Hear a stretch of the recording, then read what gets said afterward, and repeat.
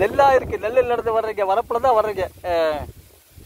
அந்த பாட்டு இருக்கல, பாட்டு இந்த புலவர்கள்லாம் வரும்போது அந்த புலவருக்கு மரியாதை கொடுக்கறதுக்காக அந்த நெல் வந்து தலை தலை தலை சாஞ்சு மரியாதை கொடுப்பாங்களா. அந்த மாதிரி தலை சாஞ்சு கொடுக்குறா காட்டுக்குள்ளேயே விழுந்தாச்சு. அந்த நெற்கதிர்கள் எல்லாமே தலை சாஞ்சு சாஞ்சு மரியாதை தர்றாங்களா.